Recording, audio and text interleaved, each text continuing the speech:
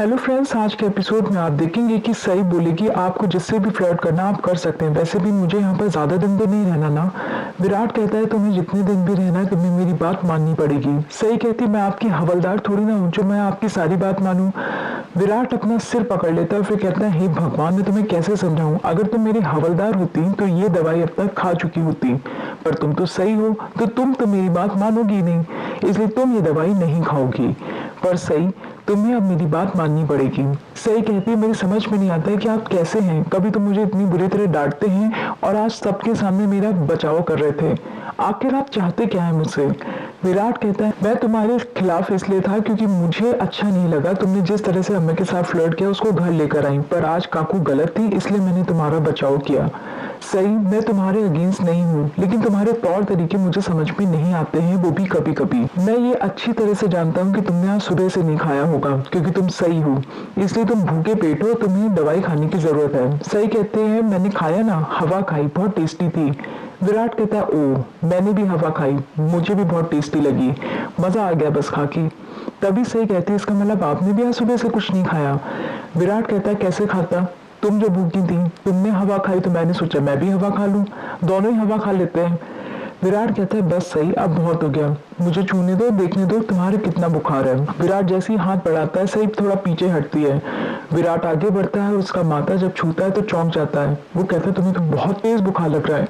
Virat thermometer निकालता है, उसको मुंह में डालता है सही के और फिर कहता है अब 2 मिनट के लिए चुप रहना। वो अपनी वॉच में देखता है कि कब 2 मिनट पूरे हों। फिर अचानक दोनों का आई कांटेक्ट होता है और कुछ देर के लिए दोनों एक दूसरे को देखने लगते हैं। विराट चेक करता है 104 डिग्री बुखार। विराट चौंक जाता है और कहता है तुम्हें पता है 104 डिग्री बुखार है, मैं फटाफट खाना लेकर आता हूँ, हम दोनों साथ में डिनर करेंगे और फिर तुम दवाई खाओगी। और हाँ, कल तुम्हें घर का कोई काम नहीं करना है, मैं काकू से बात कर लूंगा और तुम्हें मेरी बात माननी होगी। विराट जैसे ही कमरे से चला जाता है सही कहती है चाहे कुछ भी हो जाए विराट सर, कल तो मैं काम करूंगी, आपके घर वालों से मैं रोज रोज ताना नहीं सुन सकती। अगले दिन सुबह जब रसोई में सब काम कर रहे होते हैं तभी भवानी काकू आती है और कहती है आज अश्विनी कहाँ है, दिखाई नहीं दे रही। वो तो सुबह सुबह रसोई में आ जाती है। सोनाली चाची कहती है आज उनके सिर में दर्द जो है इसलिए आज वो कमरे से बाहर निकल ही नहीं रही है। भवानी काकू कहते हैं अब ऐसी बहू मिलेगी तो किसी के भी सास के सिर में दर्द हो जाएगा। मान गई मैं तो, कैसी जंगली बहू मिली है इसको।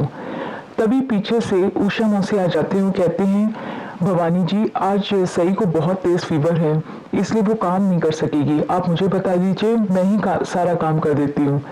तभी भवानी काकू कहती हैं जो तूने कल किया ना वो दोबारा मैं देखूंगी नहीं, तू अपने हाथ से उसे खाना खिलाती है ना, ये मैं बर्दाश्त नहीं करूंगी। उषा मौसी माफी मांगते हुए कहती है मैं आज के बाद कभी ऐसा नहीं करूंगी, मैं उसे हाथ से खाना नहीं खिलाऊंगी। तभी करिश्मा कहती है अब सही के आबा इतना पैसा जो छोड़ गए तो लाड़ प्यार तो दिखाना ही पड़ेगा, इसलिए उषा मौसी उनको इतना लाड़ प्यार दिखाती है। उषा मौसी कहती हैं आप गलत सोच रही हैं, मेरे मन में पैसे के लिए कुछ भी नहीं है, मैं उसे माँ की तरह प्यार करती हूँ, मेरी बेटी है। तभी सोनाली चाची कहती हैं देखिए बहनी ये खुद ही आगे बढ़ के काम करना चाहती है, घर में इतने सारे नौकर चाकर हैं, इनको हटा के इसको डस्टिंग का काम दीजिए, पैसे भी बचेंगे। भवानी काकू कहती है तुझे काम करने का बहुत शौक है ना, आज पूरे घर की डस्टिंग तू करेगी। और उषा मौसी के मुंह पे वो कपड़ा मार के फेंकती है और कहती है अब जा और काम कर। नीचे चाय नाश्ते के टाइम भवानी काकू नीनाद से कहते हैं कि मैंने बहुत बड़ी गलती कर दी और अब मुझे अफसोस हो रहा है कि तुम्हारी अश्विनी से शादी के लिए मैंने हाँ क्यों बोल दी। उसके माँ बाप गिड़गिड़ाने लगे थे, मुझे दया आ गई और फिर तुम्हारी शादी हो गई, वो तो इस खानदान को डिजर्व ही नहीं करती है। तभी नीनाद मामा कहते हैं कि आप बिल्कुल ठीक कह रही हैं, वो छोटे घर की औरत है, यहाँ का इतना पैसा देख के पागल सी हो गई है और बस आए दिन सिर्फ अपने नखरे दिखाती है, घमंड हो गए उसे। पीछे से पाकी भागती हुई आती है, कहती है मुझे माफ कर दीजिए बड़ी मम्मी, मेरे से गलती हो गई, मेरी आंख लग गई, मैं आज टाइम से उठ ही नहीं पाई, I am really sorry. Bhavani काकू कहती है इसमें माफी मांगने वाली कौन सी बात है पाकी, घबराओ नहीं, काम सारा हो गया है, अगर एक दिन लेट उठ भी गई तो क्या हो गया।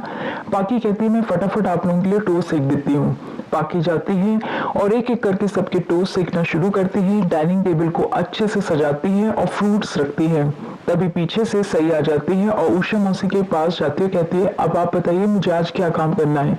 उषा मौसी कहती है दामाद जी ने मना किया था ना कि आज तुम काम नहीं करोगी, तुम्हें तो कितना तेज फीवर था, फिर तुम्हें कॉलेज भी जाना है, आज बेटा तुम कोई काम नहीं करोगी। सही कहती है आप मुझे बस ये बताइए मुझे काम क्या करना, मैं कुछ और नहीं सुनना चाहती। उषा मौसी कहती है बेटा क्या काम करना ये तो मुझे भी नहीं पता, तुम्हें खुद भवानी जी से पूछना होगा।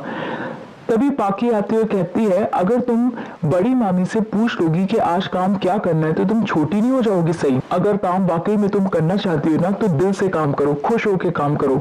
सिर्फ काम को काम की तरह लोगी तो उस काम करने का कोई फायदा नहीं है। इससे तो बेहतर होगा कि तुम चली जाओ और कोई काम ना करो। तभी सही कहती, मेरी समझ में नहीं आता है कि आप मुझसे चाहती क्या है। घर के बड़े कहते हैं कि काम करो, बिना काम करे कॉलेज नहीं जाओगी, और इधर आप कह रही हैं कि काम मत करो, जाओ कमरे में जाओ। पाकी कहती है कि मैंने ये नहीं कहा कि काम नहीं करो, मैं बस ये कह रही हूँ कि काम दिल से करो। तभी भवानी काकू कहती है, तुझे काम करने का बहुत शौक है ना, तो ठीक है, आज इस घर का पूरा खाना तू बनाएगी।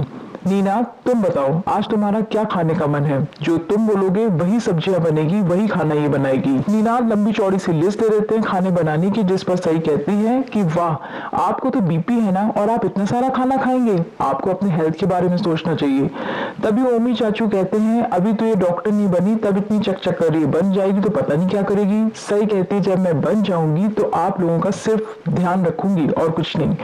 पाकी कहती है कि तुम्हें इस तरह से नीनाथ मामा से बात नहीं करनी चाहिए, तुम तमीज से भी तो बात कर सकती हो, वो बड़े हैं आखिर इस घर के, किस तरह से बात कर रही हो, तुम्हारी टोन कैसी हो रही है।